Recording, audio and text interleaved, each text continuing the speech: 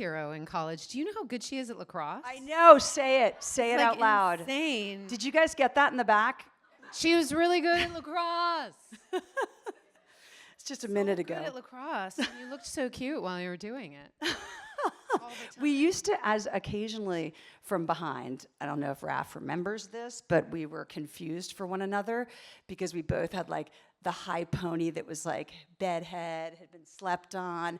And then she went on to do like, I remember when I saw you doing ads for Pantene and I was like, our hair no longer looks alike. Oh, Herbal Essences. Oh yeah, it was the orgasm in the shower. Yes. It was my crowning, Yes. it was my best moment. I knew I made it. That was when I was like, I knew we've diverged. She's having highly paid orgasms in the shower with her amazing You should get hair. paid for your orgasms. I agree, per orgasm, for your own, not for the ones you deliver to others. No, exactly. No, nope. Wow, we're editing that out. Yeah, we're not. Okay, so as mentioned, women often put their health, both emotional and physical and mental, on the back burner. Yeah. For others, I know you've cared for many people. You have kids. You have aging parents with your dad with Alzheimer's, I believe, Yes. and grandmother. And how do you find time for yourself? Do you find time for yourself? You know, I was the person not finding time for myself. And then what happened around 2017 is that I got walloped with Lyme disease. Did anybody else have Lyme? Not that I know of. It sucks. And I actually went to my doctor because I thought I was having early onset dementia. Oh my God, terrifying. I think I got in my car to go, do a local errand, and I was like, I can't, where do I live? Like, I couldn't read.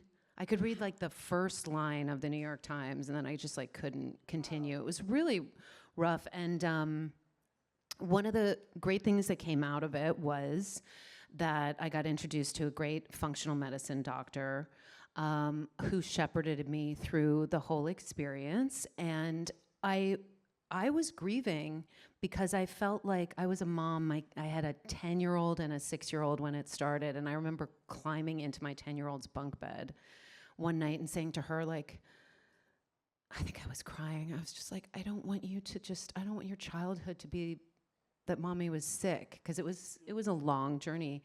And she was like, no, mommy, our childhood is going to be about how mommy got better. Dear God, what a good kid. And that was such a gift. And the other gift that came out of it was, and I kind of knew something was going to come of finally doing a deep dive into my own health and why this was happening.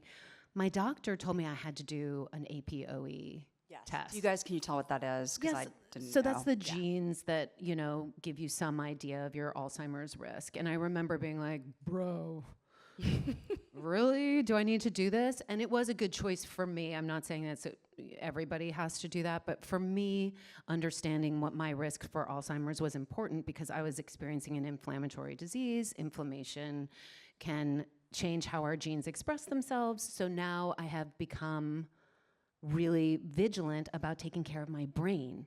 And I was resourced because I was working with her on this other thing. She really helped to resource me in ways to take care of my brain, which is gonna, carry on for years and years and years and decades to come. So what did you learn? What should we, just a couple things. Don't tell me not to drink, but what are the things we're supposed to do? Okay. What are the things we're supposed to do for our brains? Well, first of all, we're supposed to be talking about this. So this is amazing. I think what's incredibly important to realize is there's things that you can do that are simple and free, right? You can exercise. I would recommend you do that with your friends because building community is the key to taking care of your brain. Basically, what's good for your heart is good for your brain, but we don't talk about that enough. And look, there's all kinds of fun things you can do. Saunas are good for your brain. Blueberries are good for your brain. Chocolate, there's not a lot of sugar. You got to cut down on the sugar, but there's there's a lot of information out there, and it's I agree with you. I would rather lose my libido than my memory. Yes, we got shit to do. I can't lose the memory, guys. Okay, so I'm going to be in a sauna eating blueberries with my friends, and pass on the rest. But no, I'm just kidding. And at Flow Space, I would be remiss if I didn't mention that we launched it in large part as a platform because we really wanted to, we say the science and the stories, and having people with your kind of platform and fanship, having people like you talk about these things, about getting tested for a neurodegenerative disease, about the optimism involved in what you can do to preserve brain health. Is that something is like not like using your platform for good, but more using your, comfortably speaking about vulnerable topics? Is that new to you relatively? Has it been growing? Was there a thing? It sounds like Lyme disease gave you a sense of I should be. Yeah, I mean, I think ultimately we're all storytellers. We consume stories and we tell our stories. And it looks like most of us are women here, and we circle up and we share with each other. And, I think it was great. Suits was an amazing thing in my life, and I feel so grateful that it gave me a platform. But this is the thing that I've been struggling with. This is a thing in my family. And being able to talk about it has brought more and more community of other people who are going through the same thing. And there is a lot of healing there. We can carry the load of that together. And I think your roles, in rewatching, how many people rewatched or kids got into, or other members of the family got into Suits during the COVID time? I mean, this is a nice sample set. Did you get paid for that extra distribution? You can say no comment. No, we did not. Isn't that super great? Because fucking streaming, thanks. But your intellectual property and work and brand is available forever in perpetuity, and yet we didn't know at the time how that would work. I think when some of this work was done, and that's a Hollywood issue that we won't get into, but other members. It used to work. We should say, give a little context. When we were more using networks, we had a thing called residuals. So when your thing replayed, you made a little bit of money just to get you through to the next thing. And it was especially great when you're starting out. I really, really, really am thinking about the younger generation of actors. I mean, I was knocking around New York City doing a Law and Order, doing the orgasm commercial. Oh, whatever it was, you got paid when it played. And that sustained you to be able to pursue this career, along with checking coats and answering phones and waiting tables and all the things. But, I think that's one of the things that we haven't worked out perfectly. And a lot of the Penske Media brands here, Variety, Deadline, IndieWire, The Hollywood Reporter, are all within our sister brands and are really, I think, doing great reporting on this subject matter. But I bring up also Suits because Donna's character was one of those that is such an archetype, and you played it so beautifully, where the brains and the brawn are sitting with the person who has less power. And you played it in a way that was somehow powerful. And in giving advice to your girls, how do you think about showing them how to be powerful, but do it within this world that is, we don't want to be polarized. We want to be powerful together, maybe. How do you think about raising those girls? Well, I think that's key, the idea of collaboration. Mm-hmm. That's the only way we're going to solve any of the world's problems. And why it's really important to collaborate outside our borders. Especially science outside just the borders of the US, all these things. If we want to solve Alzheimer's, we're going to need to collaborate on that as a world. And if we want to solve climate change, guess what? We're going to have to collaborate on that. I think with my girls, in terms of confidence, you asked me about confidence. Yes, right? I did it in a windy way, but I think it's, for me, confidence is an evasive thing. It's not something that you're born with. And I think it's more of a practice. I tell them the key to finding confidence, first of all, is preparation, is working really, really hard and being extremely prepared. But it's not about racking up a bunch of wins. It's about learning from the things that didn't work and getting up and doing it again. So it's a skill that's honed.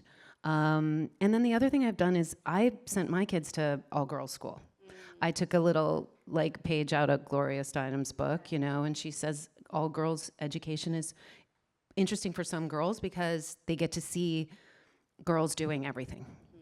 That is completely normalized in that space. Instead of seeing better locker rooms for men's lacrosse versus women's, or girls versus boys versus girls, that is a very cool concept. And you went to one of the Phillips Academies, didn't you? I did. I went to Andover. I loved my co-ed education. It was great for me, but... You arrived at Hamilton, where we are both alma mater, as is Julie, our friend, who will be on stage later.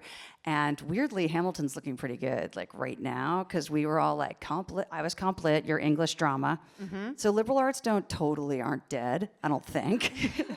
It's still useful to learn to write and read. I heard something recently from an educator that was about this AI. Hi. Unity. About AI. The idea is, yes, we're all going to be using AI at some point, but the key to it is the questions that we ask it. And how do we become the people who know how to ask the right questions? How do we develop that thinking part of ourselves in order to harness this thing? We still need us. Yeah. We need us. And we really need media, and we really need character development, because without that, it's funny sometimes when I listen to AI conversations about health in particular, you can crank in a question, same as we could with Google. We've been through this before. Same as you can crowdsource on social media. You still are referencing back to medical journals and research and deeply reported information, like what we endeavor to do at FlowSpace and many other publications are endeavoring to do. If we defund the research and the journalism, we are fucked.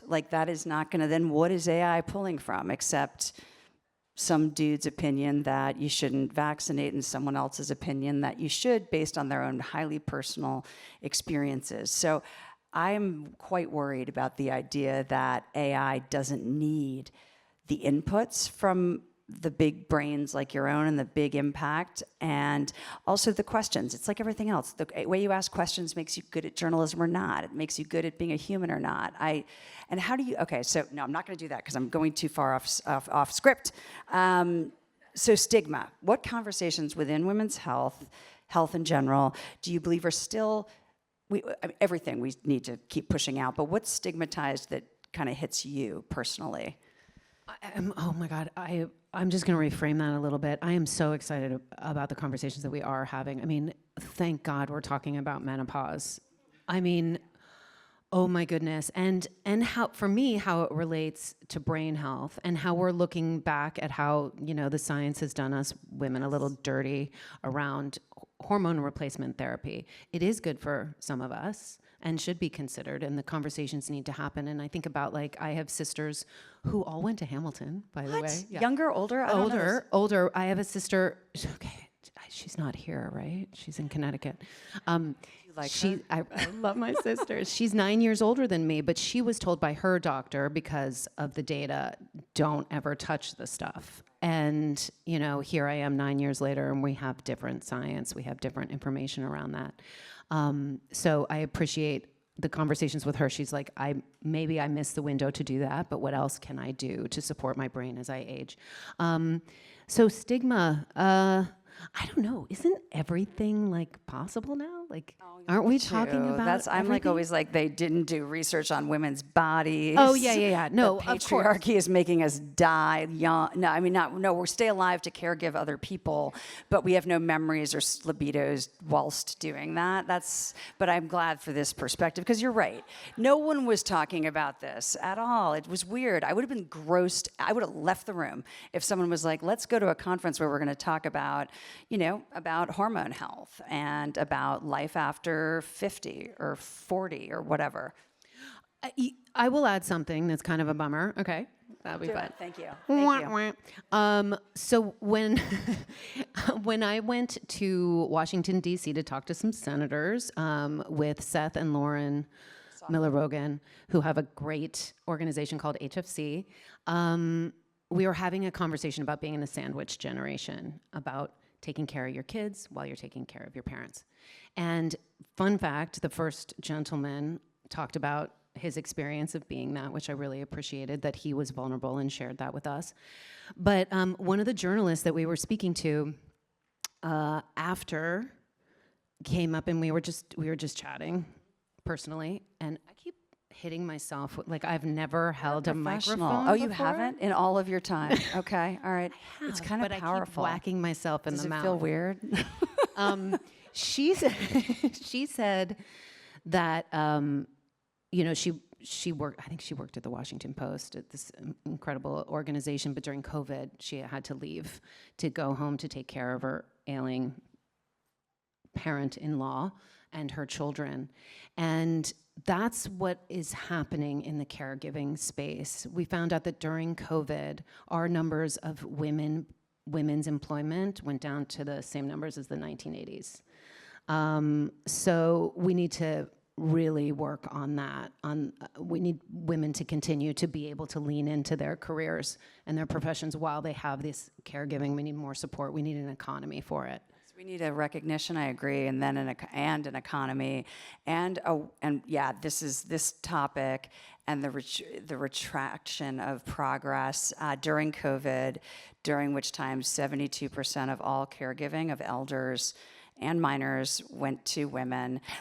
When it was like there's one person in the household who's going to quit their job to take care of the kids, it became women, often women over 40 who were kind of at the height of their career potential also and earning potential. And so it wasn't the exodus that occurred during sort of I'm trying to have a baby or I have a baby time, which I think, did a lot of work, Gen X, in particular on creating new systems to support women in postpartum and during fertility treatments, et cetera. But this retreat to the home to care for parents, aunts, friends, et cetera, and kids is really, really alarming to me. And I think you're on point. And you've done a lot to raise awareness around caregiving, I saw. Like, how do you do that?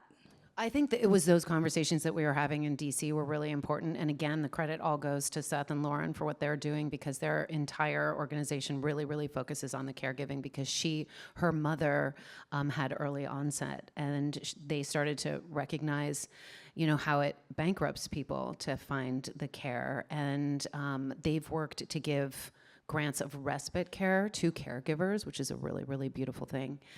So I was just, hitching my wagon to theirs and tagging along for that trip, and I was really honored to be there. Or lending your power, but you can spin it as you like. That's also works. So is there anywhere that you find that you can say you find flow, if that's our sort of my go-to, because I don't often find full present tense immersion. I find it challenging, and focus and investment in my own activity. I find that really challenging. When I ask women, it's a lot harder for them to answer quickly. Is there anything for you? I'm interested in the fact that I just got sad when you said that, because I was like, oh gosh, like putting your own health to the side. I'm kind of like, well, I'll get back to that when the kids go, I love to ski. Okay. I love to be in the snow and in the woods. I get there sometimes. I think for me, when I get to travel, the more off the beaten track, the better. The less I understand language or can read the language, the more I can turn on a different way of seeing, of seeing.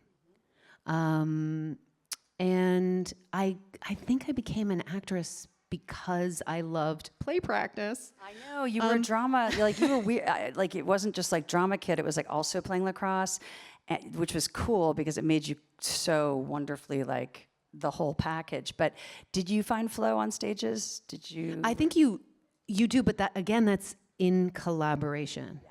So it's that theme of being in community, because you're in a play, I mean, the curtain goes up, the audience is there, you figure it out together, and it happens in the space between, and it's kind of a conjuring in a way. And the deepest parts of that are getting out of your self-consciousness and just being conscious of what's happening with everybody. The audience themselves are huge collaborators in that. So more of that one day, maybe? Yeah, that's great. And would you go theater, television, movie? What's your favorite of those? This is why I'm working on the brain health. I would love to go back to theater, but it's a little scary. It's daunting. The last time I was in a play, I was pregnant with my now 13-year-old child. Any of it, it's so satisfying in between action and cut. Just like a moment of just being suspended and finding something with your scene partner. I love that. I love just being in collaboration, not knowing what's going to happen until we get together and see what happens in between us. And that is I haven't heard that yet. Well, Brooke Shields said during comedy moments, like when she's taking that risk, but I really like the idea of the communication, in whether we call it finding flow or just the present tense immersion that you can achieve, and that optimization of experience when you're working with someone else. A lot of the collaborative spirit seems to enhance our ability to be right there in the moment. And I really like that. And I wonder if we could conjure that through improv and other, if we're not, working actresses, we could just go improv out back. And I think even just a conversation, connecting with your girlfriends, that those moments of what's going to come up. You don't go to, have a glass of wine with a bunch of girlfriends really pre-planned, right? Things arise, and you end up laughing so hard you wet your pants a little bit, and that's like probably like more and more Yeah. in these days. It's like, oh, I didn't even laugh. I wasn't even laughing. You just like crossed a little harder. Don't do sneeze. That. Don't sneeze. Okay. All right. Nope. Carry on. So yeah, I agree with you on the girlfriend moments, the people who you just really know and who know you, and you're not on stage and you're really just connecting. I love those. If only we could make more, we need to make more time for those. And I do want you guys to think out there about, does anyone want to contribute a moment in which, or a type of activity that grants them that kind of flow space? You can just stand on yes, I know you from the elevator.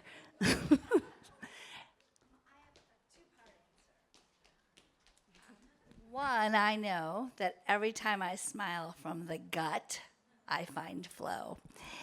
But I've sort of committed in my life, instead of looking for flow, to bringing flow to everything I do. So then it's all in my control. So I find flow like every fucking place I go. Wow, that is amazing. And you guys are going to get so many more flow, inspiring anecdotes, experiences, science moments, and stories in the rest of the day. Anyone else want to jam it out? I got two more. I know you too. For me, recently, it's been being in the garden.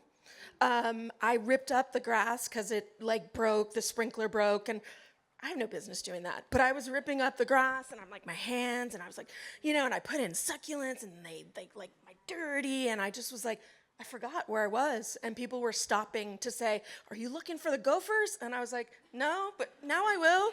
It was just great. Love it. The succulents. She said that with such meaning. Yes.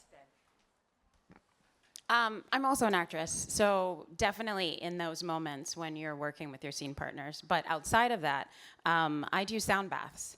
I am the person that facilitates a sound bath. And breath work. And I've found that, with sound, when I'm playing the bowls and the instruments, in those moments, through the work, the sound flows through me. And so sound, it just this flow with my body and my energy, but also with the instruments, it becomes this beautiful flow and sound comes out of me. So I start to sing. And it's not something I think about, it just happens. So yeah. All these very cool things we can create when we give yourself a little bit of space and a little bit of space to care for yourself, the thing you love. That's what I'm hearing from everybody, and it's super cool. And I think you were talking, Raph, about how all the things we do that are good for us are also generative of brain health. And I think of the experiences that are being described, and would you put those into a not a regimen, but a kind of a recommendation engine for maintaining this big organ in our bodies until at least a lot longer? Would I put it in a... Would you put it in like the things that we're talking about that are not necessarily perfectly backed by science? What do you think about finding the space and the time for oneself, finding these activities? Do you think I think it's key because managing your stress is huge. It is science-backed. You do need to manage your stress in order to protect your brain. Absolutely. Yeah. Okay, amazing. Yeah. Thank you. Also learning new things. So like, I'm jealous of the gardening. And you just went for it. You're like, I have no business taking out the sprinkler. But you do. You're going to figure it out because that's what we do. It's like, I don't know, I'll figure out the sprinkler. I'm going to take it apart and figure it out. That's learning new things. I would love to, like, when I have time, I just want to, like, do ceramics. Like, Ceramics, you know what I mean? okay. Or just anything. I mean, okay, this is really embarrassing. This is like a true confessions. This is very cringe, but I'm not a strong meditator. I do know how important it is to do, but I decided about a year ago to get myself a trampoline, and I'm not talking about like the little one. I'm talking about like in the backyard. I put it all the way in the corner where no one could see me so that I can just like jump up and down and be like, wee, just like create the joy, just be in that moment of suspension. And I love to put on the sound of singing bowls or any kind of meditative music, anything that can take me into that space to just move your body. Just being able to move your body, and so much of the time that comes because we hear the sound. We hear the sound that makes us want to move or sing, like you said. It just comes out of us, it flows out of us, and we're connecting to something deeper or maybe something collective when we do that. I mean, and do you also hold your bladder, like, for practice? Like, because a trampoline is, like, scary to me. Well, I figured it was like a good kind of Kegel situation. Yeah. Like you've got it. It takes some work. And then we did not talk about Walter Boys, which is such a, the Emmy noms and season 2 coming up, and quickly, you're not playing a trad wife, you're playing a strong matriarch. Yeah. Quickly, can you tell us just what you see in yourself in the role? How have you shaped that role to be representative of the kind of woman you want to be putting out there? Yeah, that's a great question because I think inevitably it's a YA show. I'm so excited about it. It's a family show. A lot of parents are watching with their kids.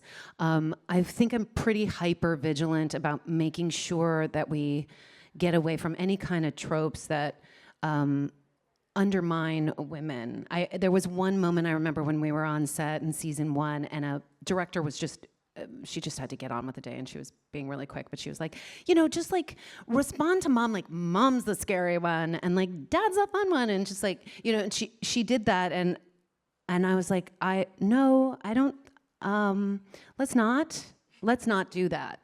And I think we've had really great conversations on set about how to represent the moms that are spinning all the plates. And coming from Suits, a lot of the TV that we consume, it can be really highly curated. Suits certainly was. I mean, it was the outfits were preposterous and like so fun to wear, and I'm so glad we had them. But like, let's be clear, nobody's wearing that. in the office. Not a workplace. Yeah. But so that's one of the reasons why it was super fun to watch. But what I think is important now for me to bring to this character is that she's a mom, she's a vet, she's got all these adopted and biological kids, and it's messy, and she gets it wrong sometimes. And there's opportunities in getting it wrong for repair. Now, it's not always like that. That's not necessarily what the network always wants, but if I can just find moments of realness to just not do the moms dirty, that's motivates me. And do you find that your director is receptive when you have those? Oh, it's amazing. And the creator, it's incredibly collaborative. And a super fun thing is, again, intergenerational relationships. Great for our brains. And I get to work with these actors who are just starting out, who are in their early 20s, and it is delightful.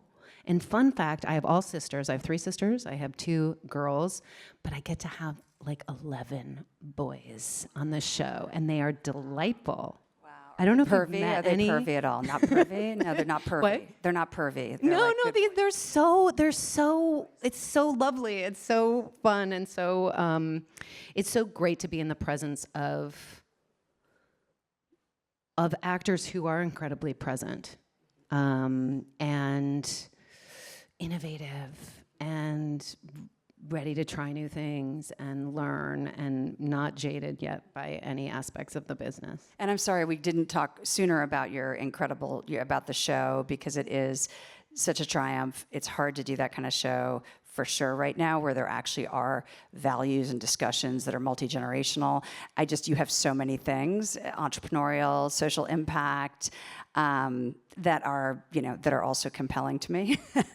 and the warrior for long-term health span, keeping us smart, and maintaining memories, jumping on trampolines is all very, very compelling. So I'm sorry I didn't do more on that. Okay, you guys, you can applaud now.